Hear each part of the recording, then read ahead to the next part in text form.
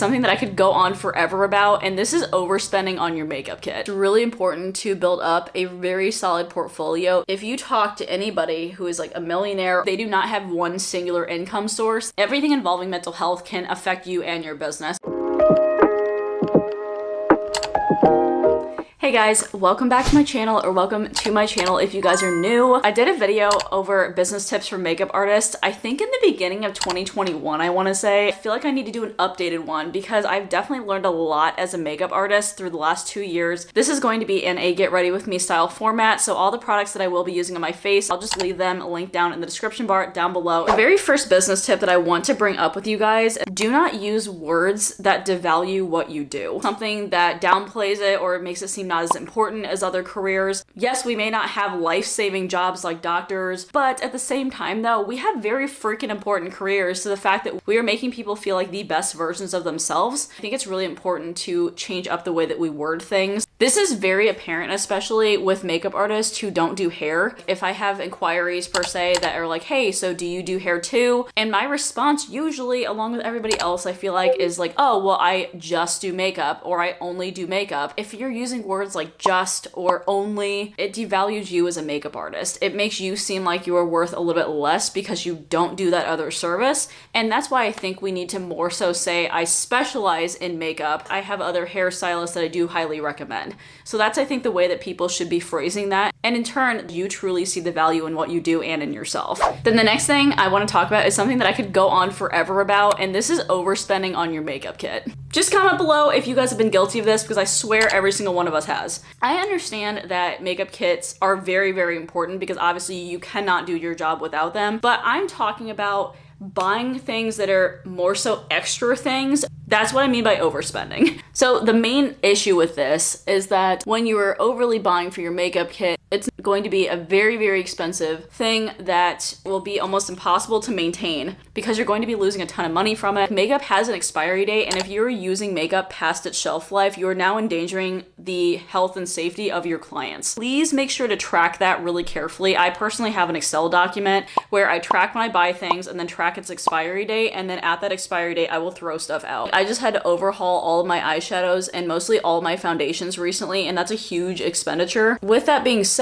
since makeup has such a tight shelf life and you really need to be cognizant of it, when you are a beginner makeup artist, or even if you're an established makeup artist and you're going through your slow periods, I'm not getting the amount of clients that I usually get during busy season, and I can't realistically use up all of those products in its shelf life. So I am wasting product at that point in time. I'm having to throw product out. When you are buying things for your kit, I would make sure to buy less of things. For instance, foundations. I know a lot of people can overbuy on foundations because they think they need every single shade, every single finish, every single coverage. You don't. Say if I bought all 12 shades of foundation, I would not realistically be able to use all those shades of foundation in its shelf life because I may not be hired by all those different people with all those different types of skin tones for that foundation shelf life when I could have just bought about 4 to 6 of them. And now I'm using up all of them because I'm now mixing all of them to get the shades that I need. Plus, whenever you do have less things in your makeup kit, not only is it lighter on your back and it won't kill you every single time you walk up 5 flights of stairs, it's going to save you money. It's also going to make you a better makeup artist. If you have to work with less and you're learning to substitute things out for other things to replace them because you don't have those things, you're automatically going to be learning how to use your resources a little bit more. A lot of this also has to do with not giving into the hype of new products too. A lot of these things are more trendy that you may see, but normally, especially if you're doing bridal like I am, most everybody is pretty basic. Like we all kind of like neutral colors, and it's not really a huge thing to buy like all these like freaking rainbow eyeshadow colors and really vivid liners or glitters or anything. And that's why you also have to take into account like what type of makeup artist you are or what niche that you want to be in, because that's how you're also going to curate your kit. And you're just going to have to play around with it unless you absolutely hate a product. That is the only time I would say that you should ever like replace it before its shelf life. The next business tip that I have kind of goes along with the last thing. You have to learn how to invest in your business in the right way, which means if you're not spending money on your makeup kit, what the hell are you spending your money on? Instead of spending money on your kit, I would invest it in yourself. Hire other people that will make your business better. Maybe like a client management system like Honeybook, or you can also spend it on a website or somebody to build your website for you. You can also do things like spending money on a photographer to do business headshots so it makes you look more professional overall. The other thing you can do to invest in yourself for your business is take finance classes, take business classes. This will make you a lot more knowledgeable about about how to run your business. The other thing you can do is take master classes from other artists. That's another way you can invest in yourself too. So yeah, those are kind of ways that you guys can spend money on yourselves as opposed to spending money on physical things. Just learn to invest in your business in the right way. Next business tip is working on your portfolio. A bunch of artists, when they first begin, are so freaking focused on building their makeup kit, and they think that once they have an established makeup kit, then they'll automatically have all these clients that want to book them and line up immediately at their door. And I'm gonna tell you right now, not to dash hopes and dreams, you're wrong. People will not spend their hard-earned money on somebody who does not have work to show. They don't know what they're investing in. They don't know if their face is even gonna turn out very good because they don't know what your work looks like. Or if you don't have like that much of a portfolio, they're also not gonna hire you either because that just seems really sketchy. That's why it's really important to build up a very solid portfolio even before you launch your business. And you're gonna be like, okay, Julie, like how do I have clients though if I haven't even launched my business yet? Like what is that? What are you talking about? Model calls and styled shoots are very freaking important. Model calls are basically where you gather some people. This can be friends or family. It does not have to be professional models, but you can do that if you want to. And you will do makeup on them, different looks, different styles, whatever you want to start specializing in, post the work. And in turn, this also will give you better practice. Like if you were a completely beginner makeup artist, like have not done makeup on other people, starting from square one, you can watch all the YouTube videos that you want. You can study all the business tips, study what you need in your makeup kit, but it's not going to make you a better artist. Makeup is very hands-on. So by you experiencing things or running into problems physically and you having to adapt to them in person, that's what actually is going to make you a better artist. It does not matter what products that you have in your kit. Styled shoots are basically model calls, but with a bunch of different vendors, by the way. It's also going to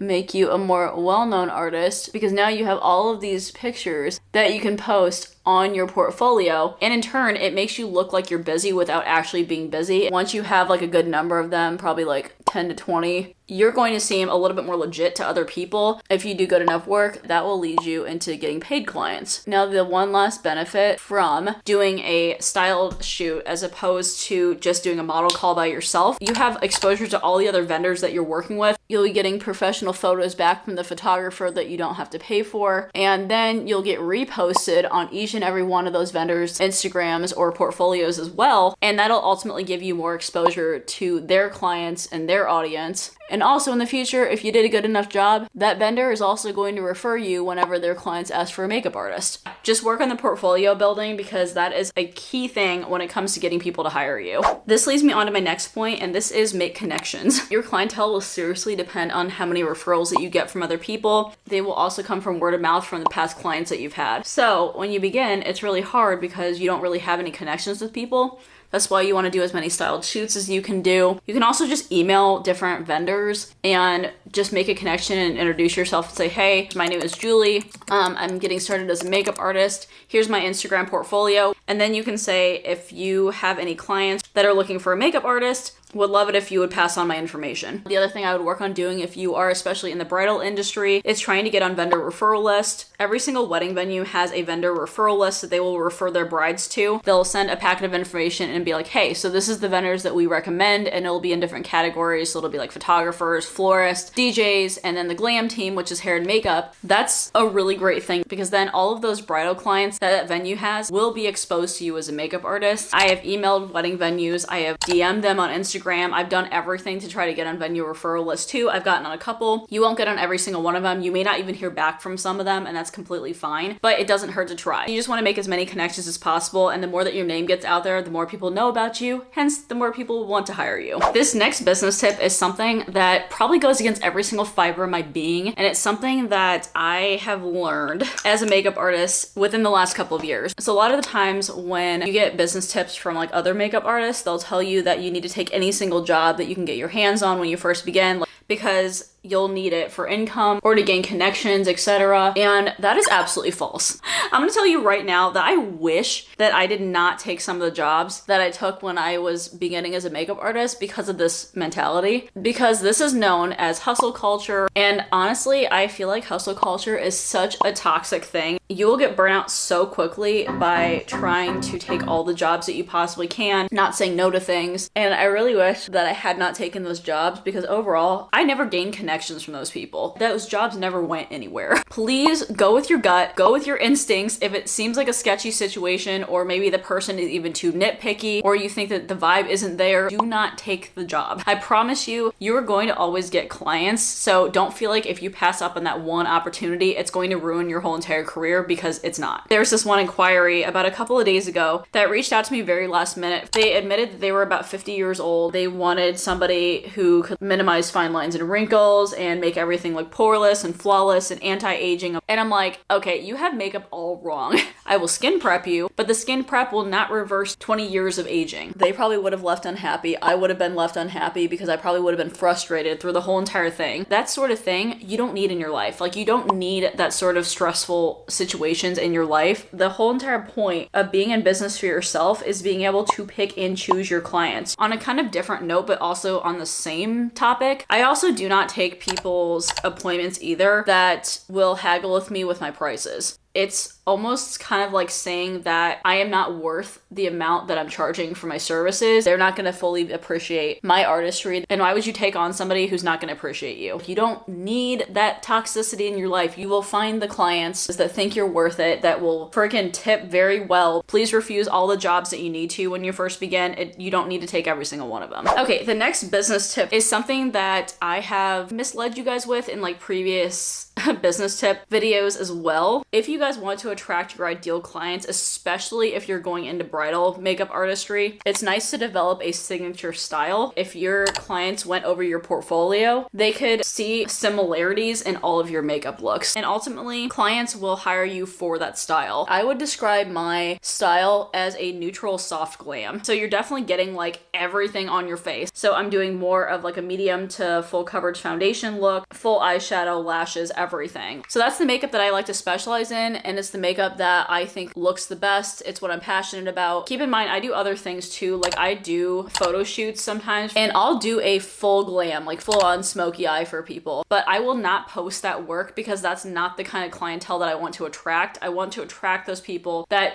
love the soft glam kind of makeup looks, because that's the style that I vibe with. So when people hire me for that, they're getting what they want. I'm getting the type of clients that I want, and I'm also happier because I'm doing the looks that I want to. So that's what I highly suggest doing, is like trying to specialize in like a certain look. And a lot of people have asked me along the way how you kind of find your signature style. You kind of just find yourself doing it like on people over and over again, and you're like, okay, like all these looks kind of look similar to each other. And the other thing is though, is that if you start Googling makeup looks, you pick out your top 3 favorites of like all the ones that you see, you will automatically be gravitating toward that certain look, and they should be pretty similar. So those are my 3 tips for finding a signature style. But overall though, I think it mostly just comes down to experience and what your personal preference is and what makeup look you like personally doing. The next tip that I have for you guys, you can spend your time doing other things that will still make you money, so you don't have to be working all the time. Say that you are working 24/7, 365 days a year, which I hope that you guys are not. You do need a break, and it will lead to burnout really freaking quick. You eventually will get to a point where you will max out completely and there will be no other income to be made because you physically do not have time to do it. If you're just doing makeup, you do not make money if you're not working. It's kind of the equivalent to like if you are in a position at a corporate job and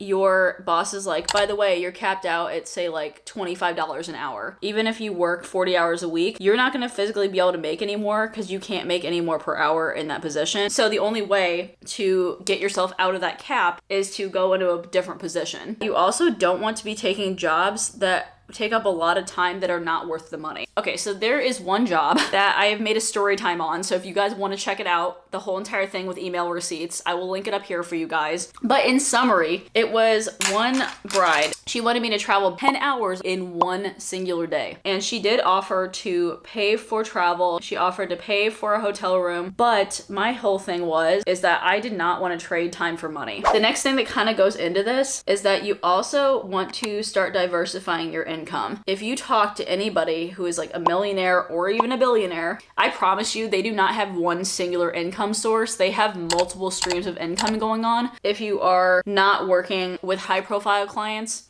you are not going to be making like several thousands of dollars every single month by being a makeup artist alone. You will have to have other streams of income. Not like I'm saying that you can't solely do makeup. I would make more if I took more weddings, but at the same time though, it's not really good for my mental health, and I can find other ways of making me income where I don't physically have to put in the work all the time, and that way you're still making the same amount of money without spending the amount of effort that you need to make it. So examples of active income, for instance, that you could do in addition to doing makeup physically on other people is hosting master classes. A lot of makeup artists do sell online courses. This is very similar to a master class, but instead of doing that one-off video, you are turning it into a whole entire online course. It's a constant income source for you because people will be constantly seeing that course that they want to buy. And this is the same with YouTube channels too. Obviously, the main reason I started my YouTube channel is to spread knowledge to people and helping other makeup artists build their businesses, but it has also quickly become another income source for me too. And then also with YouTube channels, you also have an opportunity for sponsorships. I also make affiliate commissions off of every single one of my links. I guess the last thing, makeup artists that sell cosmetics. People will find like third-party hosts or something to go sell private label cosmetics, or even develop their own cosmetics if they have like a really good connection with factories and stuff and they have a little bit more money to spend. So the last thing that is so important as a business owner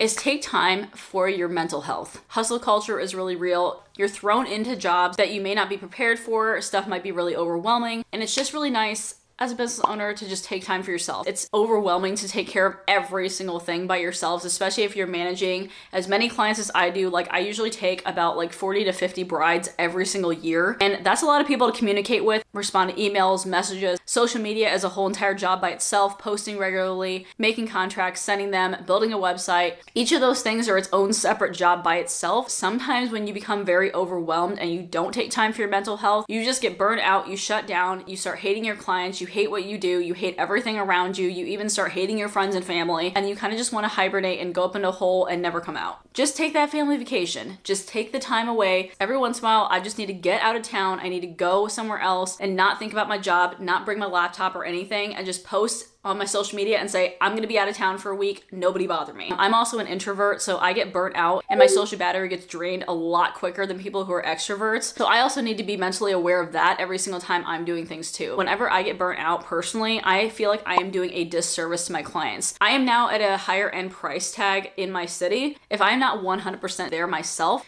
they're not getting what they paid for. It may not be reflecting in my actual artistry abilities. The makeup look might turn out fine. My energy is more down. I'm not able to fully communicate everything. I may not even be thinking in things the right way. I may not be asking the right questions that I need to during the consultations. Everything involving mental health can affect you and your business and then transfer onto your clients. Please make sure that you're taking care of yourself, taking care of your mental health, and doing everything that you need to do to prevent burnout, because it is definitely a real thing. And yeah, we are done with the makeup look and we're done with the business tips. So comment down below if you guys have any thoughts, opinions, or want to add anything that I maybe missed. Subscribe down below. Don't forget to like the video if you did. And as always, I hope you guys are having an absolutely fantastic day, and I will talk to you guys in my next video. All right, bye.